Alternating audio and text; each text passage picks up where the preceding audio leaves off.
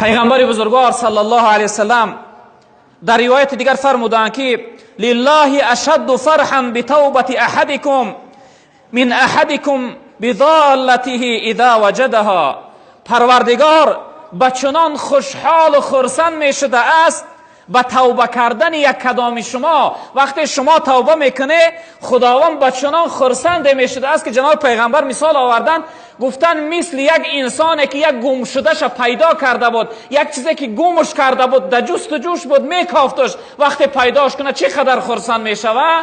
پروردگار این چنین از توبه شما خرسند میشده، این چنین خوشحال میشده. حتی در روایت دیگر جناب پیغمبر وقتی بنده مؤمن توبه میکنه به خدا رو میاره، میگه خداوند با چنان خرسند میشده مثل شخصیتی که در یک صحرا و چول رفته بود، در یک سایه درخت پایان شد، دم میگرفت، ناگاه خوابش برد، از خواب بیدار شد، دید که اون اشتری که یعنی خوراکش بود و یعنی آبهاش بودن، اون شتر همراهی خوراکهاش نیستن، خسته رفته، یعنی شتر نابود است. میخیزه هر سو جستجو میکنه، شترش پیدا نمیکنه. این شخصیت میگه عنیق میکنه، به خلاصه میگه که عنیق میکنه که اکنون مردن من عنیق شد.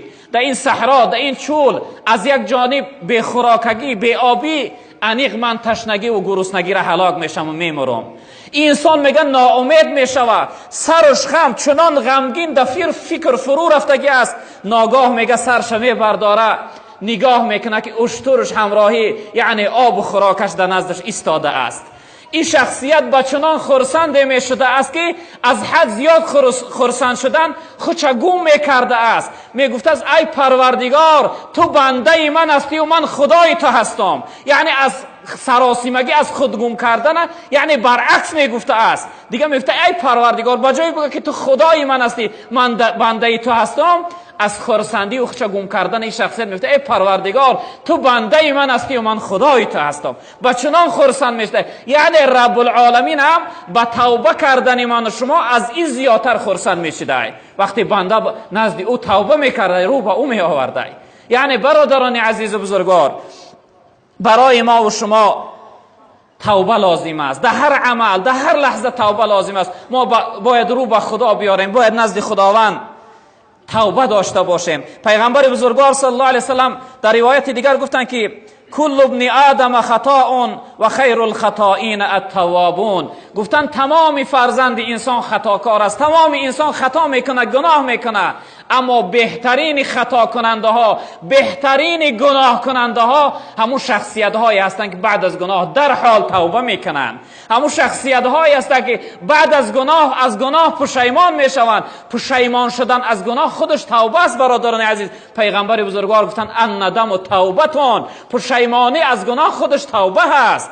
باید انسان بعد از گناه در حال از گناه پشیمان شود، رو به خدا بیاره، باید توبه داشته باشه. در جای دیگر رسول اکرم صلی الله علیه وسلم گفتن ان الله عز وجل یقبل توبه العبد ما لم یغرغر. گفتن رب العالمین قبول میکنه توبه بندش تا اون لحظه ای که جانش در غرغره نآمده است، یعنی جانش در حلقومش نآمده است، جانش از بدن بیرون نشده است. تا همون لحظه را اگر انسان توبه کنه خداوند توبهش قبول میکنه. در روایت دیگر حدیث قدسی بده رب العالمین یا عبادی انکم تخطئون باللیل والنهار و انا اغفر الذنوب جمیعا فاستغفرونی اغفر لكم.